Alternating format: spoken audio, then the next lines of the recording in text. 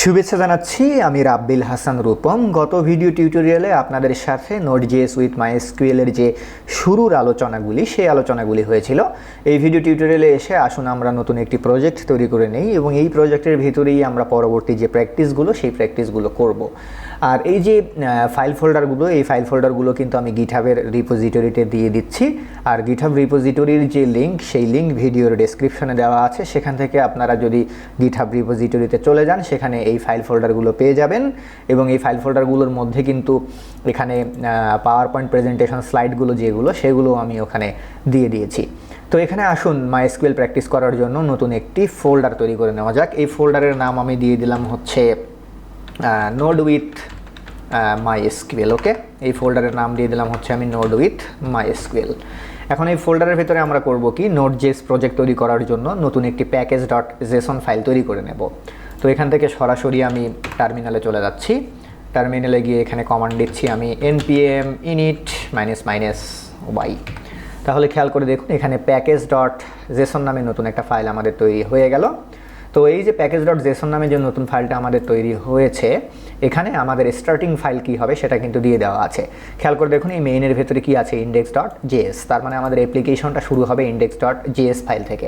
তাহলে আমাদেরকে করতে হবে কি, আমাদের এখানে index.js নামে নতুন আরেকটি জাভাস্ক্রিপ্ট ফাইল তৈরি করে নিতে হবে। তো এখানে index.js নামে নতুন একটি জাভাস্ক্রিপ্ট ফাইল আমি তৈরিও করে নিলাম। এখন আমরা করব কি, আমাদের এই যে Node.js প্রজেক্ট, এই প্রজেক্টের ভিতরে আমরা MySQL-কে ইনস্টল করে নেব। ওকে, MySQL এর যে লাইব্রেরি আছে বা ডিপেন্ডেন্সি আছে, সেই ডিপেন্ডেন্সি আমরা আমাদের প্রজেক্টের মধ্যে ইনস্টল করব। তো আপনি যদি গুগলে গিয়ে Node.js MySQL লিখে সার্চ করেন, তাহলে Node.js এর জন্য MySQL এর যে ডিপেন্ডেন্সি বা লাইব্রেরি, সেই লাইব্রেরি কিন্তু আপনি পেয়ে যাবেন। তো Node.js MySQL লিখে যদি জাস্ট আপনি শুধু সার্চ করেন, তাহলেই পেয়ে যাবেন। খেয়াল করে দেখুন, এই যে এখানে চলে আসছে MySQL npm। ওকে, তো এটার যে টার্মিনাল কমান্ড, সেই টার্মিনাল কমান্ডটা হচ্ছে npm install mysql। আপনি যদি টার্মিনালে গিয়ে npm install mysql এই কমান্ড দেন, তাহলেই কিন্তু MySQL এর যে ডিপেন্ডেন্সি সেটা আপনার প্রজেক্টের মধ্যে অ্যাড হয়ে যাবে, npm install mysql। ওকে, তো এই টার্মিনাল কমান্ড আমি এখানে দিয়ে দিচ্ছি।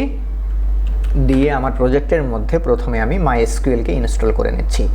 তো প্রজেক্টের ভিতরে ঠিক যেভাবে MySQL-কে আমরা ইনস্টল করছি, একইভাবে আপনি চাইলে MS SQL-কে ইনস্টল করতে পারেন, MongoDB-কে ইনস্টল করতে পারেন।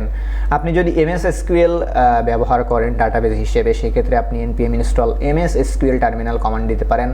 আপনি যদি MongoDB ব্যবহার করেন, সেক্ষেত্রে npm install MongoDB কমান্ড আপনাকে দিতে হবে। আসলে মূলত এই কমান্ড দেওয়ার মাধ্যমে আমরা করলাম কি, MySQL-এর যে লাইব্রেরি, সেই লাইব্রেরিটাকে আমরা এখানে ডাউনলোড করে ফেললাম। ওকে, একইভাবে আপনি যদি npm install MS SQL লিখতেন, তাহলে MS SQL-এর যে লাইব্রেরি, সাপোর্টিং লাইব্রেরি, সেই লাইব্রেরিটা আপনার প্রজেক্টের মধ্যে ইনস্টল হয়ে যেত। তো এখানে খেয়াল করে দেখুন, এখানে আমাদের প্রজেক্টের মধ্যে কিন্তু অলরেডি Node_modules নামে নতুন একটা ফোল্ডার তৈরি হয়ে গেছে।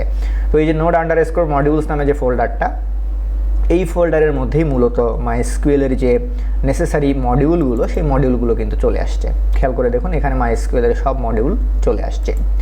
এখন আমরা করব কি, আমাদের এই যে প্রজেক্ট, এই প্রজেক্টের মধ্যে তাহলে আমাদের MySQL রেডি। এখান থেকে আমরা করব কি, এর আগের ভিডিও টিউটোরিয়ালে আপনাদেরকে আমি জ্যাম্পের যে ড্যাশবোর্ডটা phpMyAdmin সেটা দেখিয়েছিলাম। phpMyAdmin-এ গেলে আমরা MySQL-এর যে ড্যাশবোর্ডটা, সেই ড্যাশবোর্ডটা পেয়ে যাই। আমি আর একবার ড্যাশবোর্ডে চলে যাচ্ছি, localhost/phpMyAdmin। ওকে, তো আমরা করব কি, আমাদের এই যে Node.js প্রজেক্ট নতুন যেটা তৈরি করে নিলাম, এখান থেকে আমরা MySQL ডাটাবেসকে প্রথমে কানেক্ট করে নেব। এই যে phpMyAdmin লোড হচ্ছে, আপনারা দেখতেই পাচ্ছেন।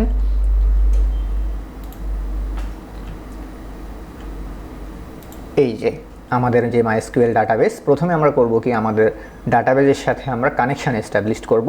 কানেকশান এস্টাবলিশ হয়ে গেলে দেন আমরা আমাদের যে প্রজেক্ট, এই প্রজেক্ট থেকে আমরা কানেকশানের মাধ্যমে এই যে ডাটাবেসের যে ড্যাশবোর্ড, এই ড্যাশবোর্ডে আমরা নতুন ডাটাবেস তৈরি করতে পারবো, টেবিল তৈরি করতে পারবো। তারপরে হচ্ছে সহজ কথায় ডাটাবেস অপারেশন বলতে যা বুঝায়, ইনসার্ট, ডিলিট, আপডেট, এভরিথিং আমরা করতে পারবো।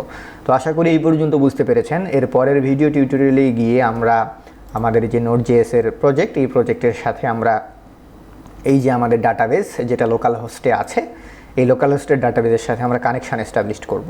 আশা করি বুঝতে পেরেছেন। ধন্যবাদ সবাইকে।